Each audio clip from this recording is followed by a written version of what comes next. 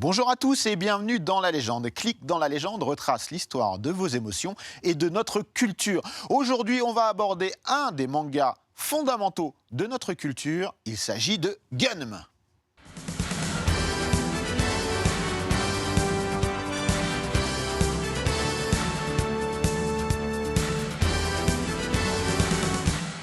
Et pour parler de cette œuvre fabuleuse, nous avons avec nous des invités tout aussi fabuleux. Avant tout, Pauline, bienvenue. Tu es journaliste pour Le Monde. Tu parles de manga, d'animé, de plein de choses très intéressantes. Et voilà, c'est toujours un plaisir de te recevoir chez nous. Merci, c'est un plaisir d'être là. Eh bien, ça fait plaisir. Ça fait 2 fois plaisir. Fausto, journaliste, rédacteur. Tu travailles depuis de bon nombre d'années. Tu es une référence dans le milieu du manga et de l'animation. Merci. Oui, je tiens à le dire. Bienvenue. Tu es chez toi ici également. Merci. Et Benoît, tu es chez toi aussi, on va pas se mentir, on est entre habitués, voilà, et ça me fait plaisir. Tu travailles pour Glénat, éditeur historique du manga en France, on va pas se mentir. Non plus. Et on va avoir beaucoup de choses à dire aujourd'hui parce qu'on s'attaque quand même à une légende du manga, quelque chose qui est très représentatif pour nous en France. On va parler de Gunm. Et avant toute chose, j'aimerais qu'on s'attarde sur le papa de Gunm, le mangaka Kishiro. J'aimerais qu'on revienne sur ses débuts, parce qu'on va voir que son parcours a été jonché de multitudes embûches, j'ai envie de dire, et a connu des hauts et des bas. Mais avant toute chose, quand il commence le manga, ça commence plutôt bien, non ? N'est-ce pas, Pauline ? Pas tant que ça, il a eu quand même pas mal de difficultés, notamment, Kishiro, il est fan de science-fiction occidentale. Il a découvert Star Wars, il adore Enki Bilal, Möbius, il cite en référence, et il a envie de faire du manga de science-fiction. Sauf que le souci, c'est que les éditeurs ne sont pas convaincus, n'en veulent pas trop, même si on a eu des Leiji Matsumoto, on a eu des Osamu Tezuka qui sont arrivés avec des œuvres magistrales. Terazawa. Voilà, il n'arrive pas à convaincre, mais il a envie de persévérer dans cette branche. Donc du coup, au lycée, il commence par répondre à des concours de manga, je crois chez Shogakukan. On le repère, mais il essuie différentes difficultés et il a du mal à convaincre des éditeurs de se mettre dans la science-fiction. Donc du coup, il va écumer plusieurs maisons pour tenter de convaincre. Mais ça, c'est très tôt, donc tu dis c'est au lycée. Au lycée, et ensuite, quand il commence à convaincre et qu'il arrive à rejoindre les maisons d'édition, je crois qu'il c'est un petit peu avant, autour de la vingtaine, parce qu'il me semble qu'il publie, quand il va réussir à publier Gunm, il aura, je crois, 22 ou 23 ans. Mais Gunm, c'est pas sa première œuvre publiée. C'est surtout, en fait, Gunm, c'est basé sur un premier one-shot qui s'appelle Rainmaker, qui pose quelques bases de cet univers, et notamment où il y a l'esquisse, en fait, de Gali, l'héroïne. En fait, ce qui se passe, c'est qu'il arrive à Shueisha, la prestigieuse maison d'édition, et on le repère, donc il propose Rainmaker, et en fait, il va rencontrer un éditeur, qui s'appelle Monsieur Tomita et qui va le faire persévérer et notamment lui dire, tu vois, cette femme policière à la fin de ton manga Rainmaker, travaille ce personnage, je pense que ça doit devenir l'héroïne principale de ton histoire. Et donc il y a plusieurs allers-retours, des navettes, il explique qu'il a fait 2 ou 3 fois ce manga. Je n'ai pas tout à fait les détails, mais ça a été quand même assez laborieux. Toi, Fausto, tu as eu le privilège de l'interviewer. J'avais un peu peur, en fait. T'avais un peu peur. Alors, pourquoi ? J'avais un peu peur, puisque c'est quelqu'un qui n'avait pas la réputation d'être très, très bavard, très ouvert. Après, j'avais eu écho que ces dernières années, il s'était un petit peu décontracté, on va dire. Et ce qui est intéressant, c'est qu'aujourd'hui, sa parole est clairement décomplexée. C'est-à-dire qu'il revient vraiment sans prendre de pincettes sur ses débuts qui ont été compliqués. Il a une excellente mémoire, donc c'est toujours très intéressant pour recontextualiser toutes les informations. On verra d'ailleurs, il y aura une interview qu'on a réalisée en intégralité après le Dans la Légende. Lors de son passage en France. Ça en dit long aussi sur le fait qu'il se soit un peu décontracté, justement. C'est-à-dire que maintenant, il voyage un peu. Il a la possibilité de voyager un peu, en tout cas. Mais non, c'est exactement ce que disait Pauline. C'est vrai qu'il a commencé comme tous les mangaka. Il a gagné un prix jeune talent chez Shogakukan. En fait, il devait commencer chez Shogakukan. Shonen Sunday, donc le magazine de prépublication de Rumiko Takahashi, entre autres. Évidemment, la légende. Voilà, pour citer une autre légende, tant qu'on y est. Et c'est vrai qu'il s'est retrouvé un peu face à un mur, parce qu'on lui a dit, écoute, franchement, écoute Coco, la SF, on s'en fout. Alors comment c'est possible La SF, on s'en fout, ça qu'on lui nous dise intéresse ça alors qu'on avait des grandes œuvres de science-fiction alors, dans le après, manga. on lui a dit ça chez Shogakukan, parce que Shogakukan, ils avaient Pat Labor, qui était en publication en ce moment-là. Donc, un peu compliqué de faire sa place quand il y a une série aussi forte qui truste littéralement. C'est une série qui le est magazine. super forte au Japon, beaucoup moins en France, Ouais, on va pas se pas du mentir, tout, même, tu peux le dire. C'est, Voilà. mais voilà. Donc, série de Masami Yuki. En plus, le manga est pas vraiment connu en réalité hors du Japon. Nous, On connaît plus l'animé. hein. Exactement. Ce Pour qui est- ceux qui ce qui est connaissent l'inverse de déjà. Gun, d'ailleurs. hein. Exactement. Mais et de fait, il a rencontré effectivement ce Tanto chez Shueisha. Enfin, c'est chez Shogakukan, on lui a refilé ce Tanto chez Shueisha. Donc c'est de Tanto en Tanto, de maison en maison. Ils se sont parlé et puis il a pu passer beaucoup de temps sur Rainmaker, parce que je crois qu'il a passé quasiment 2 ans pour une histoire qui n'a jamais été publiée. Il m'avait annoncé 300 pages de storyboard. Ouais. Ah, c'est Avec énorme. des navettes, je crois qu'il a refait 2 fois le Donc, storyboard. Donc c'est là où tu disais qu'il y avait plusieurs retours Oui, avec Tomita lui l'éditeur. disait alors ok, on va suivre ton idée, mais pas tout à fait, parce que c'est quelqu'un d'assez borné. Il est prolixe, il est borné, il a un foisonnement d'idées. En plus, il a un côté un peu nerd dans le sens où le milieu de la science-fiction, des amateurs de science-fiction au Japon et des gens qui sont tournés vers les œuvres occidentales, il est assez microscopique à l'époque.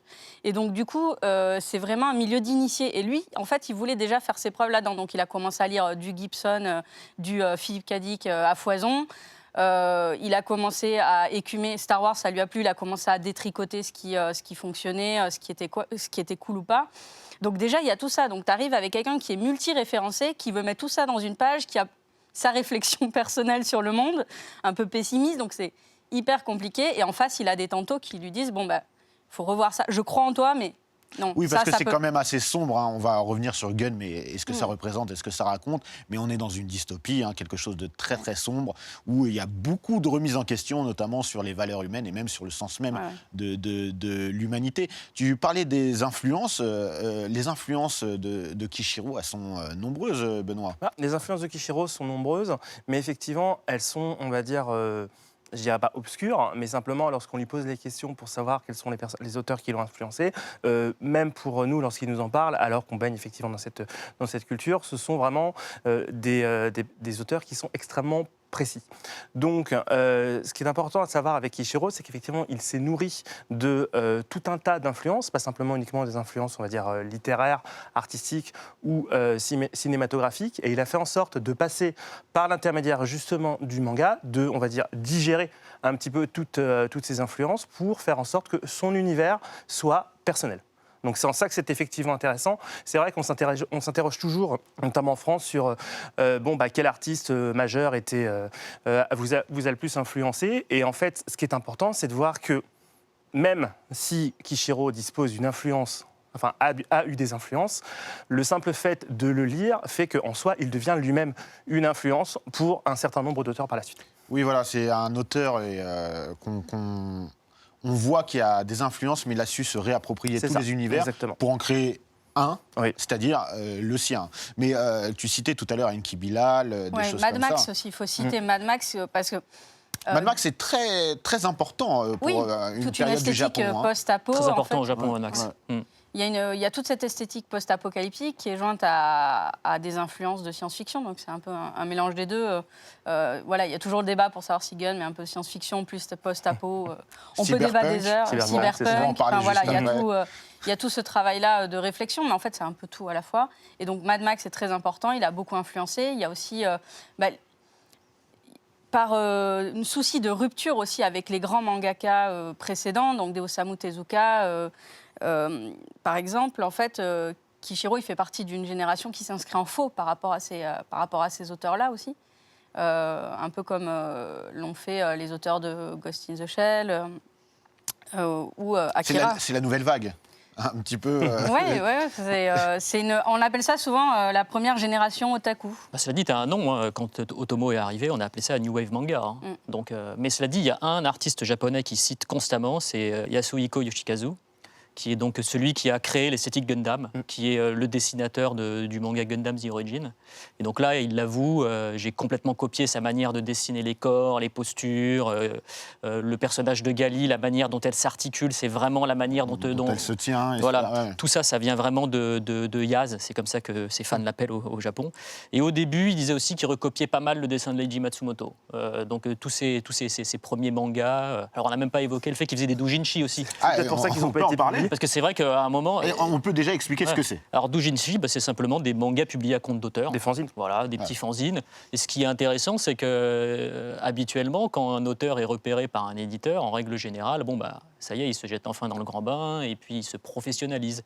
Lui, en fait, il a fait l'inverse, c'est-à-dire que on l'a repéré, il a eu un prix chez Shogakukan et il s'est dit non, mais moi, mon style, il n'est pas suffisamment encore affiné pour que je puisse vraiment prétendre à une publication dans une revue professionnelle. Donc, je vais faire du doujin. Et il a fait ça pendant, 4 ou 5 ans. Il a continué à raconter ses propres histoires. Et ça justement, ça corrobore ce que tu disais concernant son univers mental un peu fermé, un peu opaque, un peu hyper otaku, sur le fait de ne pas vouloir justement que quelqu'un vienne faire de l'ingérence dans son propre travail. C'est vrai que quand tu fais tes propres mangas et que tu les publies toi-même, tu n'auras pas un tanto au-dessus de ton épaule qui va te dire là, le découpage, on ne comprend pas, ton scénario, c'est pas clair.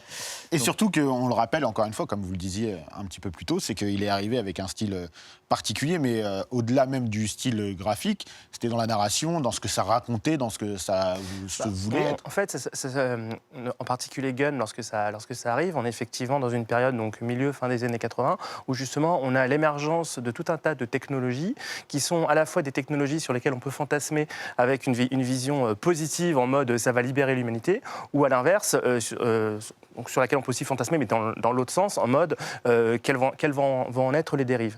Et c'est pas pour rien qu'effectivement, au milieu des années 80, fin des années 80, émerge toute cette manne avec justement Akira, Ghost in the Shell, Gun pour la partie manga, mais comme tu le disais aussi, tout ce qui est Gibson, etc., donc avec le neuromancien. On a vraiment une prise de conscience réelle de la technologie et de son imbrication par rapport à l'humanité. Alors, tout simplement aussi, ça s'explique par le fait que la technologie commence à faire des bonds en avant très importants, où l'écart entre les années se réduit entre l'avancement technologique. Oui. Et effectivement, tout ce qui est robotique, tout ce qui est cybernétique, etc., va jouer un rôle majeur, et l'électronique, et après l'informatique, comme on a pu le voir également au cinéma aux États-Unis avec des œuvres telles que Blade Runner ou même Terminator. Pour les Japonais, c'était déjà palpable, en fait, ces technologies. On est beaucoup moins dans l'anticipation. Puisque au Japon, à l'époque, je me permets de te couper 2 petites secondes, au Japon, à l'époque, technologiquement parlant, c'était bien plus avancé qu'en Occident, chose qui n'est plus vraie aujourd'hui avec la mondialisation. Là où, on va dire, la science-fiction occidentale pouvait être un peu plus dans la notion de crainte et de technophobie, c'est un mot très fort, mais il y avait, quand tu prends Blade Runner, c'est toujours ces méchants robots qui vont nous envahir et nous asservir.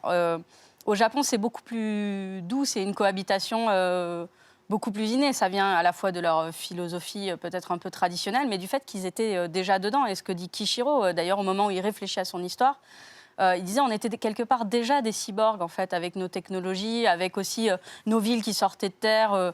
On est dans le boom de la reconstruction. Ce sont des auteurs donc, comme lui, comme Masamune Shirow, comme Otomo. Ils n'ont pas connu la guerre. C'est la première génération de mangaka à émerger qui n'a pas connu la guerre, qui ne la ressasse pas, qui s'inscrit, qui est en rupture donc, avec ça. Et en fait, très clairement, il baigne dans les technologies et aussi dans la désillusion un peu du Japon qui est en train de connaître des déboires économiques. Et justement, on parle de technologie, etc. On va aborder tout de suite le sujet. Déjà, on va expliquer un petit peu, qui peut nous expliquer ce qu'est Gun, en fait Alors Gun, on peut y avoir plusieurs lectures de cette série. Je pense que le principal, je dirais, si on devait résumer, c'est l'histoire d'un androïde qui s'interroge sur son humanité. Voilà, je pense que c'est un très bon résumé. Dedans, il y a de l'action, il y a de la violence, mais il y a un récit hautement philosophique également. Et il y a aussi quelque chose, on l'a désigné pendant bon nombre d'années comme une œuvre cyberpunk, comme le manga cyberpunk. Eh bien, quand je lui ai posé la question à Kishiro, il nous a répondu quelque chose d'assez étonnant. On regarde tout de suite. On a qualifié votre œuvre dans un genre particulier qui s'appelle le cyberpunk. Pour vous, qu'est-ce que c'est le cyberpunk ? そうですね、実はガンマ始まった頃に編集者の人がサイバーパンクとかこう煽りを入れるんですけど、僕はサイバーパンクじゃないと、これはサイバーパンクじゃないんだと言ってたんですよ。それ以前にサイバーパンクの小説2、3冊読んだと思うんですけど、それも編集者に、ね、勧められて今こういうの流行ってるから読んだ方がいいよとか言ってウィリアム・ギブスンとか読まされたんですけどね、なんか俺がやりたいものとは違う方向のものだし、そもそもサイボーグテーマをやろうと思ったのはそういうサイバーパンクとか流行るとは全く別のところから始まっているんで、いやこれはサイバーパンクじゃねえんだと、サイバーパンクはコンピューターを使った小説であって、俺がやってるのは物理的なこうメカニズムの話だからこれはサイバーパンクじゃないなとか昔は強弁してたんですけど、今はもうどうでもよくなって、別にサイバーパンクでもいいですけどねみたいな感じになっちゃってます。Voilà, donc lui, il réfute le terme cyberpunk. Enfin, aujourd'hui encore, hein, on accole le mot cyberpunk à Gunn. Qu'est-ce que vous en pensez de ton côté, Fausto? Je sais pas, il y a peut-être un peu un brin de contradiction dans sa manière de rejeter en bloc en fait l'appellation cyberpunk. C'est toujours, je pense, un peu réducteur pour un auteur de se voir affublé d'une étiquette, et quand on enferme une œuvre, effectivement, c'est un peu limitant.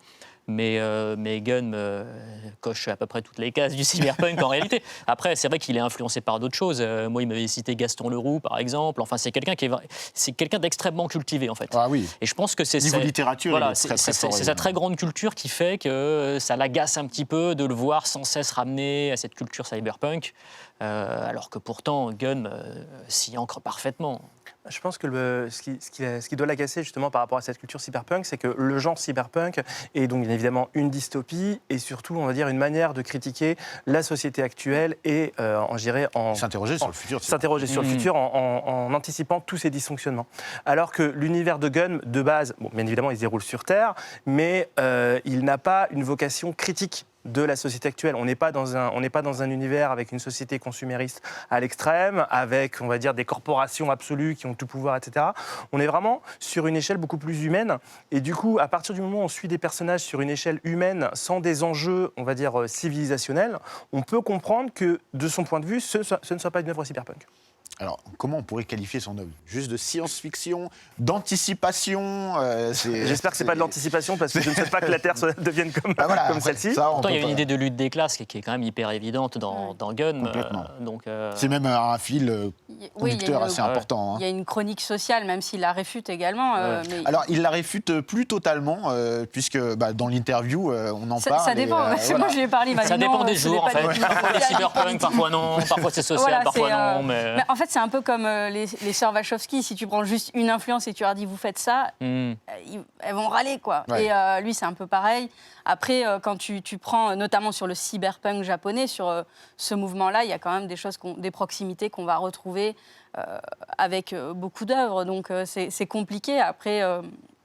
il a envie de sortir un peu de ça. Il a aussi envie de changer de questions. Il a donné beaucoup d'interviews. Ouais. Il est très prolixe. Donc parfois, il a envie aussi de t'amener sur un terrain. Je l'ai vu répondre à des questions sur des chroniques sociales. Et puis parfois, moi, il a voulu plus spécifiquement me parler de Gali quand je l'ai interviewé. Voilà. Donc il aime bien aussi maîtriser le jeu de l'interview. Mais c'est intéressant après de s'inscrire en faux alors qu'on a tous les codes et que plein d'auteurs, notamment tout ce qui est jeux vidéo, même la BD occidentale actuelle se revendique aussi de Gunn en tant qu'œuvre cyberpunk. C'est intéressant. Lui-même est un grand joueur de jeux vidéo d'ailleurs. Donc, pour répondre à ta question, Gunn est une œuvre qui déborde le cyberpunk. Ça lui fera plaisir peut-être à... Voilà, sûrement. Il doit nous regarder, je suppose. Et justement, Gunn, on en parle depuis tout à l'heure, etc. C'est une œuvre fondamentale en France pour le manga, mais avant que ce soit pour le manga, c'est surtout pour la Japanimation, parce qu'on l'a connu d'abord en animé chez nous, avant de le connaître en manga, ou d'abord en manga, avant de le connaître en animé. Parce que, dans le souvenir de beaucoup, Gunn, c'est d'abord l'animé, avec les cassettes vidéo, une fameuse collection de cassettes vidéo qui était sortie à l'époque. Qu'est-ce qui est sorti d'abord en France? Le manga. Le manga, ouais. Voilà. La collection Manga Mania, label Manga Vidéo, je crois. C'était après. Et on est en quelle année là? On est début 90? Le manga en France, c'est 95, si je ne m'abuse. La 95. première édition, c'est ça, chez Glénat. Pour Gun, oui, ça doit être ça. Oui. C'est ça, et la VHS de Gun, je pense que c'est dans la foulée, mais c'est après. Dans mon souvenir, c'est après. En fait, c'est extrêmement proche en termes de diffusion. Et ce qui se passe, c'est que, bien évidemment, Gun fait partie des premiers mangas papier à être publiés en France, en plus au format poche tel qu'on le connaît. Et c'est juste que, forcément, il n'a pas, on va dire, l'envergure d'un Dragon Ball. Oui, parce que c'est pas une série télévisée. Voilà, c'est pas une série télévisée. Et en fait, justement, le fait d'avoir l'OAV de Gun qui paraît ensuite, justement, qui est diffusé, qui est louable à l'époque dans des vidéoclubs, permet justement d'attirer l'attention sur cette série. Surtout qu'en plus, on va pas se leurrer, l'OAV de Gun, mais aussi un goût d'inachevé. Elle n'apporte qu'un élément et on a envie d'avoir la suite. Donc forcément, comme c'est souvent, un peu un teaser. Hein, c'est ça, c'est un peu un teaser. Donc forcément, quand on a envie de connaître la suite, mais du coup, on se penche vers le manga et bien évidemment, ensuite, on lit tous les tomes de la saga. Après, moi, j'ai la sensation d'avoir que c'est aussi un manga qui s'est vraiment découvert par le vecteur papier plus que les autres. C'est-à-dire qu'à l'époque où il paraît, la majorité des autres mangas sont plutôt des mangas qu'on a découverts à la télévision, Club Dorothée, donc on connaît déjà bien cet univers de façon très large. C'est-à-dire qu'effectivement, les VHS, elles n'étaient pas... Oui, c'était dans des vidéoclubs, mais ce n'était pas forcément accessible sur tout le territoire, alors que Gun, si je ne me trompe pas, on pouvait le choper chez en... le marchand de journaux. Ça, marchand de journaux, supermarché peut-être. même. Supermarché. Donc il y avait vraiment une diffusion assez large, et moi j'ai ce souvenir de, quand je l'ai ouvert pour la première fois, de me dire mais j'ai vu ça nulle part, qu'est-ce qui se passe et d'avoir déjà une œuvre assez complète en fait. Et moi, je me souviens à l'époque, puisque j'ai un certain âge aussi, je remets un trio dans ma tête, en fait, c'est Gun, Akira et Ghost in the Shell. Pour moi, c'est trois œuvres qui ont participé, en tout cas à mon sens et à mon point de vue, à l'essor d'une autre Japanimation, au-delà des séries télévisées, justement. Il y a ce trio, peut-être que je me trompe, mais qui a été... une sorte de révélation et d'explosion pour beaucoup, parce qu'on était dans des œuvres moins enfantines, on peut le dire, qui ne sont pas destinées à tous les publics. Quand on a Akira, quand on a Ghost in the Shell ou quand on a Gun, c'est quand même c'est raide, il y a des choses assez dures. C'est plus mature, c'est plus cinématographique. Le niveau technique est quand même... Le niveau technique peut souffler des gens. Il y a des références qui vont parler un peu plus à des lecteurs. En fait, Gun, c'était l'œuvre parfaite pour aller séduire des lecteurs de BD ou des lecteurs de comics. Des gens qui n'étaient pas déjà acquis au manga, je crois. Mais ce qui est intéressant à noter, donc tu parles effectivement d'Akira, Ghost in the Shell et Gun. Sur ces trois séries, Gun, mais la première, avoir été publiée en poche. Akira et Ghost in the Shell, lorsqu'ils sont sortis, ils étaient forcément en grand format parce que justement, à l'époque, on s'intéressait à un lectorat à bande dessinée en disant voilà, on va leur proposer autre chose. Et Gun, en fait, a été publié plutôt en petit format parce que c'est comme ça qu'il était publié au Japon. Et ce qu'on a pu constater, c'est que justement, la question du format n'était en fait pas du tout un problème. Et pourquoi on a choisi d'éditer Gun en format manga et pas en grand format type BD ? Parce qu'en fait, il y avait eu des tentatives justement sur les grands formats type BD, notamment en voulant proposer des éditions cartonnées. Et on avait pu constater que les éditions cartonnées, à partir du moment où elles se rapprochaient de l'aspect BD, il valait mieux qu'elles soient en couleur, comme le Akira, comme Akira en couleur. Et en fait, à partir du moment où on propose une œuvre grand format, donc cartonnée, mais en noir et blanc, le public est plus exactement au rendez-vous parce qu'à l'époque, on n'avait pas encore toute la dimension, on va dire, culturelle que peuvent avoir maintenant les romans graphiques. On était plus sur une sorte d'ouvrage hybride où le public ne s'y retrouvait pas.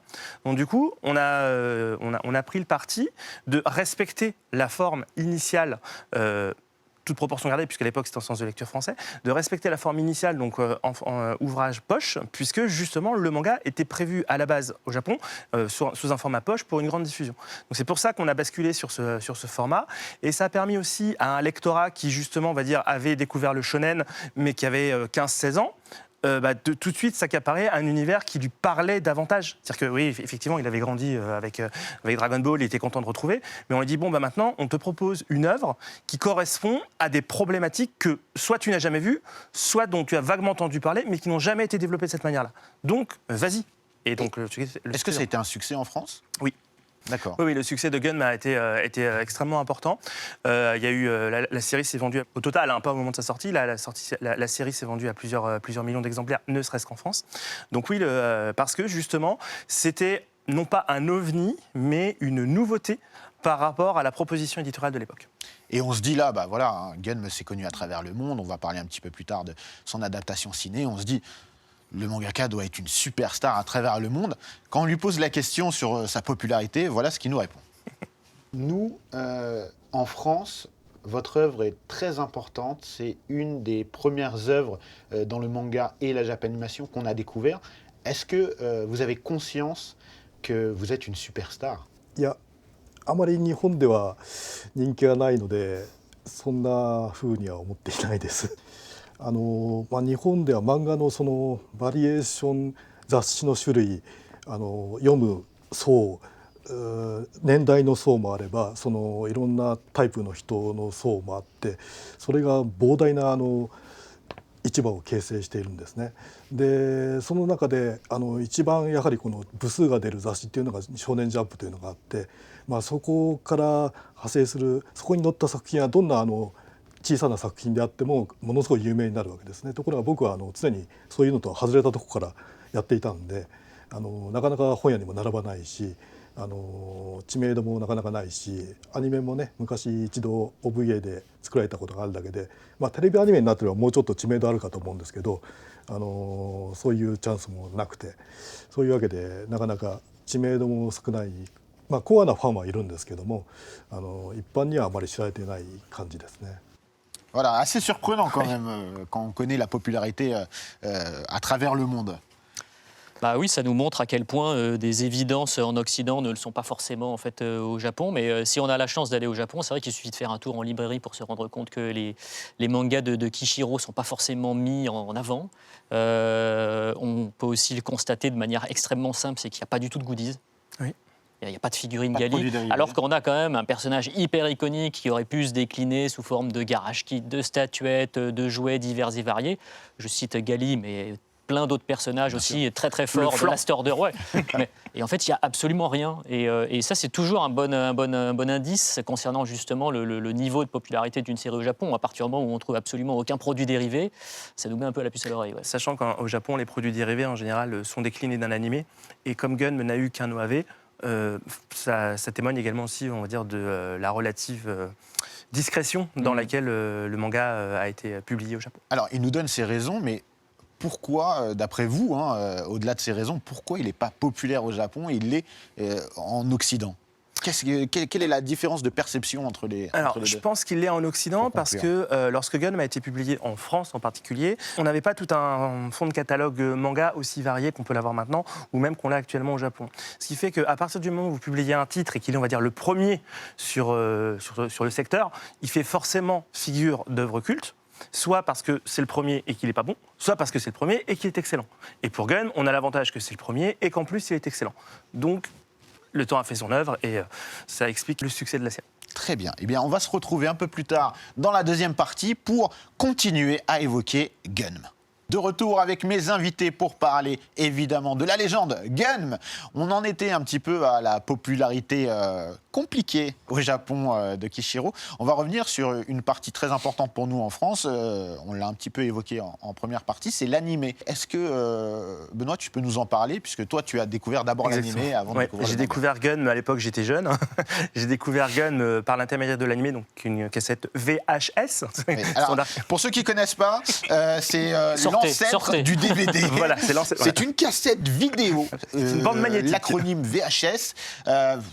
Voilà, c'est ça. Donc je l'ai découvert effectivement par ce biais-là.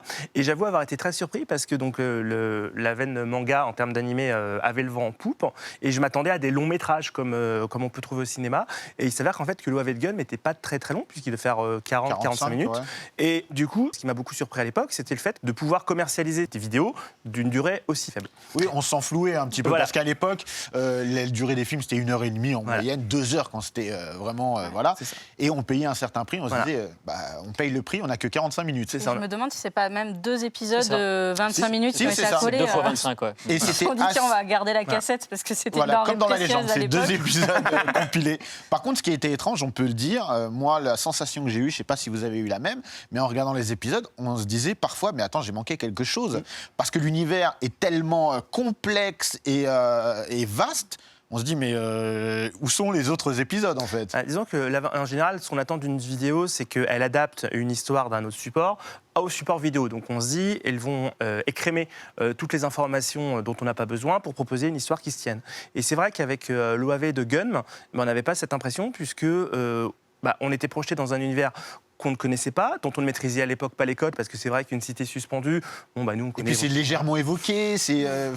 Donc du coup, on était obligé, on va dire, de raccrocher les wagons et d'essayer d'imaginer ce qu'ils avaient voulu dire par là. Et il ne faut pas oublier qu'au Japon, les OAV, à la base, sont dessinés effectivement pour le marché de la vidéo et du coup s'adressent à des spectateurs qui sont fans. Donc je pense que l'OAV de Gun a été conçu pour ceux qui lisaient réellement le manga. Alors qu'en France, même si effectivement les deux sont arrivés de manière concomitante, c'est quand même beaucoup plus facile de regarder une vidéo que de lire. Et donc, il y a un certain nombre de personnes qui se sont posé la question si l'OAV n'avait pas été coupé, même peut-être pour des questions aussi de censure, parce qu'à l'époque, on coupait aussi parce que, attention, c'est trop dangereux. Et donc, du coup, cette frustration de voir un animé inachevé, forcément, ça ne donne qu'une seule envie, c'est de savoir ce qu'il y a derrière pour quelle est la suite de l'histoire. Il y avait un côté un peu aussi produit d'appel, effet pilote de série. On sent 2 tentatives avec... on te montre le potentiel d'un univers, d'une œuvre, et attention, il y a plein de mystères qu'on va résoudre prochainement, et puis ça s'arrête. Je le vois plus comme ça, j'ai pas tous les arcanes de cet animé, mais je me dis que c'est une tentative qui a échoué, ou qui n'a pas su convaincre, qui n'a pas su rencontrer son public, ils s'en sont tenus à ça. Et donc, débrouille-toi avec cette œuvre assez cryptique, en fait. Puis le manga était en cours de publication quand l'OAV est sorti. Et Kishiro n'a pas du tout pu mettre son nez dedans parce qu'il n'avait pas le temps. Il était trop occupé sur son manga. Et vu que c'est quelqu'un qui se disperse assez peu, enfin qui est déjà plutôt lent, de fait, il n'a pas pu mettre son nez dedans. Et puis je crois que quand on lui en parle aujourd'hui, il le dit très clairement, ça ne l'intéressait pas trop. Et puis ce qu'il voulait faire, c'était du manga, pas vraiment de l'animation. Mais je pense qu'il nourrit quelques regrets aujourd'hui, quand même. Ouais, peut-être. Disons que, en tout cas, je pense qu'il aurait eu une popularité bien différente au Japon s'il y avait eu des suites à cette OAV, quoi, à ces OAV. Mais après, c'est quand même très bon. Enfin, c'est là où je voulais en venir, c'est qu'on conseille quand même de regarder l'OAV. Parce que c'est bien animé, bien dessiné. Et alors là aussi, c'est très adulte. Il y a des scènes un peu limites, j'ai envie de dire. C'est très adulte. Et moi, je conseille l'animé tout de même. En fait, je conseille le manga, mais ouais, bien sûr. C'est production studio Madhouse. Rintaro était superviseur, donc on a quand même affaire à un produit de qualité. Exactement. Mais justement, pourquoi il n'y a pas eu de suite? À cause du manque de succès au Japon. Je pense que c'est lié à ça. C'est-à-dire qu'en fait, les OAV sont souvent, on va dire, une sorte d'option intermédiaire avant de vouloir se décliner en série télé, voire éventuellement le Graal en long métrage, en film. Et que, du coup, ils ont fait 2 épisodes parce que finalement, produire 45 minutes de dessin animé, ça coûte un peu d'argent, mais c'est pas non plus un risque financier énorme. Et en fonction des retombées et des retours, c'est ça qui permet justement ensuite de convaincre les chaînes pour diffuser une série. Parce qu'il ne faut pas oublier qu'une série télé, si elle n'a pas de chaîne de diffusion, n'a aucune raison d'être. Puis on est encore dans une époque où c'est pas évident d'imposer une œuvre qui soit à la fois violente, manquant d'optimisme. On est encore dans la notion de pure entertainment. Il faut pas trop faire peur aux jeunes. On est vraiment sur un moment qui va changer. Dans la foulée, il va y avoir quand même des cataclysmes qui vont frapper le Japon. Et je pense que certaines chaînes où certains éditeurs ont revu leur stratégie de publication. Ils ont pu, pas censurer, mais amener une certaine aussi autocensure dans les maisons de production ou d'édition concernant certains... Oui, ça a crispé sur certains sujets, très clairement. C'était un peu trop dans l'air du temps. Voilà. Et malgré tout, donc pas de succès sur l'animé au Japon, en tout cas, et malgré tout, des années plus tard, on va devoir en parler, on a eu Alita. Ouais. Alita, qui est une adaptation de Gun au cinéma, une production hollywoodienne, réalisée par Robert Rodriguez. J'ai eu l'occasion de l'interviewer justement à la sortie. Produit par Cameron, Cameron qui voulait vraiment le faire. C'est un projet qui l'a énormément inspiré dans sa vie, etc. Mais malheureusement, il était trop occupé avec Avatar. Donc, il a délégué à Robert Rodriguez. Mais en gardant quand même il est ami avec John Lando, qui est son producteur, son ami toujours sur le boulot. Et c'est John Lando a supervisé, a gardé... D'ailleurs, il m'a raconté, je l'ai vu en interview, que... Cameron ou Rodriguez? Ou Lando? Rodriguez et Lando. Donc, et en fait, Lando m'explique que quand ils ont visionné Alita et quand ils ont lu le manga, ils étaient ensemble, en fait, et ils sont tombés amoureux de cette œuvre ensemble. Donc c'est sur recommandation de Guillermo del Toro qui a dit à Cameron, il faut que tu lis ça, il faut que tu chopes cette licence. Pour le coup, c'est totalement dans l'univers de Cameron, j'ai envie de dire. C'est quelque chose qui a dû lui parler, on le voit. Mais on a un film... alors, on ne va pas débattre de la qualité du film. Moi, je trouve que c'est un bon début, on va dire, mais ça manque de plein de choses. Moi, j'aime beaucoup le film. T'aimes beaucoup le film? Ouais, vraiment, je trouve ça vraiment très j'ai chouette. trouvé que c'est une très très bonne adaptation du manga. C'est peut-être la meilleure adaptation, à mon sens, d'un manga en film. Après, c'est mon opinion. Mais on reste sur sa fin. On a toujours effectivement cette ambition, quand on connaît l'histoire, d'aller plus loin. C'est-à-dire que quand on regarde le film Alita Battle Angel en ayant lu le manga, on est content parce qu'on voit les événements qui s'enchaînent comme dans le manga et on réfléchit au fur et à mesure en disant, bon, alors où est-ce qu'il va s'arrêter? Ah, il va encore un peu plus loin. Ah, il va encore un peu plus loin. Et au moment où il s'arrête, on fait, ah, c'est dommage, j'aurais voulu qu'il aille encore plus loin. Voilà, exactement. Puisque, comme tu le disais, hors antenne, c'est aussi un film qui a été réfléchi et pensé pour en faire une trilogie peut-être, voire... plusieurs épisodes. Oui. En fait, Cameron l'a réfléchi un peu comme il réfléchit ses œuvres, Avatar et autres. Déjà, il a mis du temps avant de le faire. Il a acquis quand même les droits, je crois, dans début des années 2000. Oui, il y a 20 ans. Hein. Il a attendu 20 ans parce qu'ils n'avaient pas la technologie suffisante. Au moment où ils se disent on peut le faire, il n'a plus le temps parce qu'il est sur Avatar 2. Et là, ils ont mis du temps à trouver un réalisateur de commande, qui est Rodriguez, qui avait adapté Sin City, donc il y avait cette facilité à adapter des œuvres BD. Donc ça a été tout un micmac. Et donc après, derrière, c'est une véritable... ils sont partis sur le script de Cameron, qui était un script de 400 pages, que Rodriguez a dû écrémer. Et après, ils ont fait des choix, notamment, je sais que ce qui leur tenait à cœur, c'était d'avoir une focale vraiment sur la notion de l'adolescence, en fait, d'affranchissement, de comment on trouve le super-héros qui est en nous. Alors ça parle beaucoup aux Américains. Ils ont opéré quelques choix, notamment sur les thématiques de fond. Donc pour certains, il y a beaucoup de gens qui disaient c'est un peu plat sur certaines thématiques, notamment toute la partie sociale est un peu évincée. C'est plutôt un film... dans la lignée, moi je pense que ça s'adresse à des jeunes adultes, à des ados. Il y avait ce côté un peu de s'adresser à cette cible-là quelque part. Et la scène de motorball est très bonne. Quand même. Le motorball est... C'était quand même la scène sur laquelle on les attendait tous au tournant en disant bon, il ne faut pas qu'il foire un truc, c'est le motorball. À la rigueur, tout l'aspect social, etc. C'est un jeu emblématique de Gun. Voilà, c'est ça. Voilà, inspiré de rollerball. Et du rugball, de Cobra aussi. Bien sûr. Et oui, non, mais donc pour toi, c'est vraiment une réussite. Je suis absolument d'accord avec les réserves que vous avez émises concernant effectivement le côté un peu light du film, notamment sur les aspects les plus sombres du manga. Après, c'était quelque chose qui était fatalement prévisible quand on sait qu'Hollywood se réapproprie en fait une œuvre aussi sombre que Gun. On imagine bien qu'ils vont pas décliner et dupliquer justement toutes les ficelles les plus dark du manga à l'écran. Mais là, en l'occurrence, pour revenir à la scène de Motorball, c'était vraiment la scène sur laquelle ils ne devaient pas se foirer parce qu'ils allaient se mettre à la fois tous les fans du manga ado et puis aussi les gens qui voulaient voir un film avec un nouveau public qui attend un spectacle d'un très haut niveau, produit par James Cameron, tout ça, etc. Et la scène, ils ne l'ont pas foirée, quoi, puisqu'elle est vraiment excellente. Il y a un autre point aussi sur lequel je tiens à insister pour le film Alita Battle Angel, c'est que Hollywood a d'une certaine manière tendance à sexualiser ses héroïnes. Et une de mes craintes en tant que spectateur, c'était que Gali soit sexualisée, alors que dans le manga, c'est un androïde et que Kishiro ne la traite jamais de cette manière. Et effectivement, Robert Rodriguez avait clairement pris pour parti de conserver justement ce profil de Gali en expliquant que lui, il avait une fille de 16 ans et qu'il voulait pouvoir montrer ce film à sa fille sans avoir à rougir du parti artistique. Et c'est vrai que pour le coup, Gali, en tant que telle dans le film, elle est extrêmement fidèle au manga par cet aspect. Elle est même moins sexualisée encore. Parce qu'effectivement, il se défend de la sexualiser, mais il a quand même fait gonfler ses lèvres dans Last Order, où elle est quand même un peu plus pulpeuse, en fait, Gali. Mais c'est vrai que dans le film, il y a vraiment cette idée de pureté, cette idée de naissance adolescente. Il y a une scène emblématique, c'est quand elle se réveille, qu'on lui a greffé son corps. Finalement, elle est nue, puisqu'elle ne porte pas de vêtements. Et donc, il n'y a aucune notion de nudité. Elle se regarde dans la glace. Pour une adolescente, c'est un symbole, ça peut refléter, sans mauvais jeu de mots, beaucoup de choses. Et c'est vraiment pour tester ses capacités physiques. C'est pas pour dire est-ce que je suis jolie, est-ce que je suis stylée. Non, c'est voyons ce que je peux faire avec ce nouveau corps. Et ça, pour moi, c'est une scène symbolique du film, mais c'est aussi une scène symbolique du manga. C'est hyper important. Gali, il y avait très peu d'héroïnes en BD, d'héroïnes qui pouvaient parler à des adolescentes. Moi, typiquement, l'importance de Gun, elle se situe là, c'est qu'on on grandit avec elle. On a une héroïne assez badass, mais quand même qui a des préoccupations adolescentes, qui Qui a des s'embrouille avec ses questionnements. parents et autres. Mais derrière, on a aussi une super guerrière. Et tout ça, effectivement, sans jamais... la notion de sexualité, elle est différente. On est plutôt dans du romantisme, dans du sentiment, dans sa relation, par exemple, avec Hugo. Oui, oui, c'est des choses qu'on retrouve dans le manga et aussi dans l'animé. Moi, j'ai trouvé qu'il y avait aussi... alors, l'inspiration est totale niveau manga, mais quand j'ai revu l'animé, parce que je me suis amusé à le re-regarder, je me suis dit quand même, il y a des similitudes sur certaines scènes avec Alita.